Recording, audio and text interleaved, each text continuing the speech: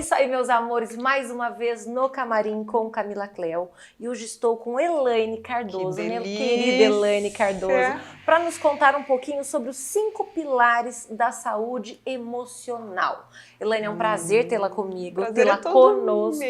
E eu gostaria que você se apresentasse para o público. Vamos lá, né? Mais conhecida como empreendedora, como eu falei, mas agora nessa transição para a terapia, que saúde emocional, eu falo, são 2 palavras tão simples, mas que não era tão falada, vamos falar assim, antes de pandemia, de tudo que aconteceu, que emocionalmente mexeu com todos nós. Então hoje eu estou atuando como terapeuta, já há 2 anos, para quem não sabe, trabalhando a saúde emocional que comanda todas as áreas da vida. E tem sido um grande aprendizado para mim, em primeiro lugar, né? Você consegue também se Sim, a terapeuta automedicar, né, gente? Não, a terapeuta tem que fazer terapia, né, gente? Você faz terapia? Faço, tenho psicanalista, eu tô na área da psicanálise, né? Tá. Que me acompanha também. Perfeito, vamos falar dos pilares? Tem que ter suporte, vamos lá. Então, eu uso muito isso, Camila, por quê? Isso é bíblico, essa sequência. Falei, não fui eu que inventei essa ordem. O primeiro pilar. Espiritualidade. Fé, independente de religião. Mas como que tá a sua fé, a sua crença? Você tem que crer em algo superior, algo maior, para você fazer a sua transformação, que é de dentro para fora. Então eu falo, como que tá o alicerce? Esse é o alicerce para a gente começar as mudanças. Então sim, a espiritualidade. Você se conectar para conseguir resolver aqueles traumas que a gente estava falando aqui um pouco antes de entrar, né? Que vem lá de trás, que muitas vezes a gente nem lembra, tá no subconsciente. E aí, em casa, os agnósticos e ateus, como é que você consegue levar esse alicerce para eles? Então, aí é meio, tem que ter uma crença. Eu falo, não importa qual é o nome do seu Deus, você tem que crer em algo maior. Né? Então, a gente, lógico, não vai falar de religião, vai falar, eu acho que a melhor é a que te faz bem, é a que te faz evoluir, que é isso o nosso propósito de vida, evolução. Então, a que está te fazendo crescer, evoluir e ter paz de espírito. Aí essa é a melhor para você. Então, não tem como, né, julgar ou falar qual é a melhor, cada um se encontra em uma determinada religião. Mas tem que ter essa crença, tem que ter essa fé, tem que ter essa espiritualidade, tem gente que leva para a parte física quântica, energia, tá? Chame do que você quiser. Universo, mas se conecte, peça para o universo, né? seja lá o que for. Saia né? um pouco do material e vamos para o espiritual, para a energia.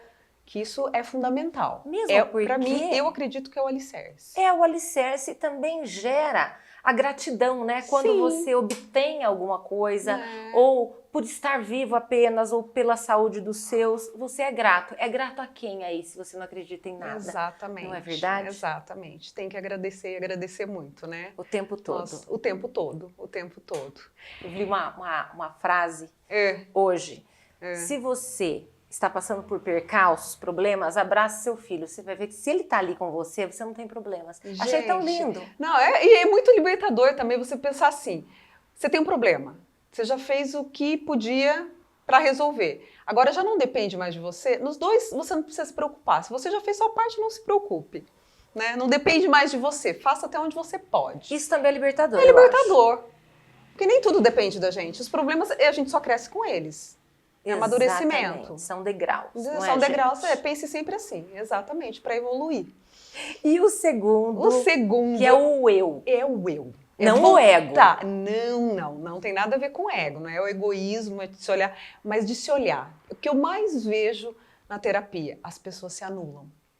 As pessoas vivem em função de agradar sempre o outro. E quanto isso é prejudicial. E vários, eu falo, ontem até falei na minha live terapia, né? As pessoas, e eu achava lindo também. Eu vivo a minha vida pelos meus filhos, né? Filho em primeiro lugar, não. Porque é isso o exemplo que você está dando para o seu filho. Que você tem que anular a sua vida, a vida dele, né? Dele próprio, porque ele também vai ter família. Tá aprendendo com ela. Exatamente. Se anule pela... Não. Aí aquela mãe que passa, fiz de tudo, vivi a vida do meu filho, ou vive a vida do marido. E aquela chibata nas costas. Pra quê? Quem pediu? Quem pediu? Quem fez esse pedido? É porque eu já vi muito isso de filho falar, eu não pedi nada pra você. Você fez porque você quis. Exatamente, aí é ingratidão também, né? Ele podia não ter falado nada, mas foi o que ela passou pra eles. Aí, muitas vezes, se frustra, porque anulou toda uma vida, abriu mão muitas vezes de carreira, do relacionamento, esqueceu o casamento por causa do filho também, né? E fica fácil colocar nas costas dos outros. Teve uma paciente que uma vez ela me perguntou, ela falou, me fala uma coisa, o que vem primeiro, filho ou marido? Eu falei, o que veio primeiro? Marido. Falei, então, continua nessa sequência. Porque e primeiro os do marido vão... veio você. Exato. Os filhos vão crescer, vão ter filhos, vão ter família, que é isso que a gente espera, né? E daí como é que fica? Muitas vezes o casal perde o diálogo, né? Perde o amor mesmo, assim, a convivência de casal por causa do filho. Por um período, quando a criança é pequena, nós já somos mãe, a gente sabe que você abre mão de muita coisa, mas é um período. Você não pode anular a sua vida pelo outro. E nem em prol do marido, porque ele vai perder até a admiração e respeito. Exatamente. Ele Aí quer uma acaba. mulher que olhe pra si, não é verdade? Exatamente. A autoestima, o amor próprio, ninguém vai fazer isso por você. Ninguém. Nem pai, nem mãe, nem filho, nem marido, ninguém. Esse autocuidado a gente nunca pode deixar de ter. Né? Pra você, eu acho que entra muito alimento nisso da até alma. esse o eu, né? Não o ego, o eu Não, mesmo, de você cuidar de si mesmo, é não ter remorsos por muitas coisas. Exato. Não arrastar correntes imaginárias. Parar de falar o sim pro outro e o não pra você. Porque aquela coisa, tenho que agradar o outro. Eu vim de uma geração que eu ouvia muito, né? Mas o que os outros vão pensar? O que os outros vão falar? Eu lembro que minha mãe fala, tem que ir assim, tem que ir assado para um lugar, para festa, tem que se comportar assim, tem que... Então tem que. Mas tem que para quem? Né? Porque muitas vezes você está indo contra o que você quer. Você está representando para agradar as outras pessoas. E tem pessoas que nem sabem disso. Exatamente. Você e de representar em representar, nós vamos amalgamando uma alma que não é a nossa de repente. Não. No final de um período da vida, você vai olhar e falar assim, mas essa não sou eu que eu Vejo era. muito isso, Cá, em separações. Quando o casal se separa, tanto mulher quanto homem, se olha e fala, quem sou eu? Perdeu a identidade. De tanto que a criatura se anulou. Exato, se anulou. Se anulou para aquele período da vida. Aí quando você se perde, falando, não sei quem sou eu, o que eu quero. E para voltar a ser nós mesmas? E uma das perguntas mais difíceis na terapia é, quem é você? O que você quer? Como você se vê no futuro? As pessoas travam para responder isso. Quem é você? Meu Deus, é muito triste isso. É muito triste, perde a viver identidade. para agradar aos outros. Quer dizer, você não vive daí. Você sobrevive. Se já ouviu, eu falei, perfeito. Você não está vivendo, você está sobrevivendo. Dia após dia, mas você não está vivendo a sua essência.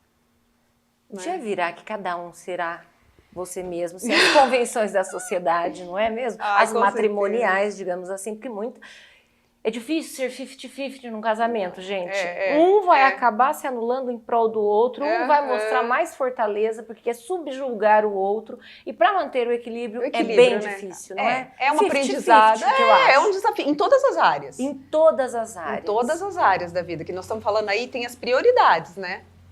Muitas vezes a pessoa está em... Por que a pessoa chega na terapia, a vida está bagunçada? Eu falei, vamos pôr ordem. Só que para pôr ordem, tem que olhar essas prioridades aí, como é que estão. Essas mazelas íntimas que você nem sabia que existiam. Exatamente. Ou sabia e falou, você vai dar tanto trabalho para organizar, doutora Elaine. Mexer nisso? Não vou mexer. Não, vamos mexer sim. Vamos mexer. Vamos mexer, ter uma vida mais plena. Tá?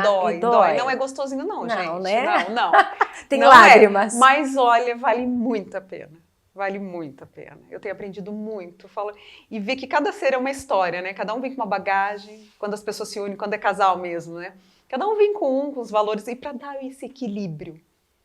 Porque você faz com os casais também. Faço. Muitas vezes eu chamo, assim. Eu procuro que cada um tenha a sua terapeuta, mas muitas vezes preciso chamar os dois. Mesmo que eu trate só o marido ou só a esposa, eu preciso chamar os dois. Para dar uma chacoalhadinha porque neles. é diferente ter uma terceira pessoa falando da relação, né? Exato. É um olhar sobre o relacionamento. Mesmo porque o problema não começou com ela ou com ele. Não. Começou na criação de ambos em suas famílias. Exatamente. Né? Que também não tiveram culpa, ninguém dá o que não tem. Não, ele começou a me contar o histórico, eu falei, tá. Ele contou como é que estava no casamento. E vamos voltar para os seus pais. Qual é o que ele via com os pais, é o que ele estava trazendo para o relacionamento dele.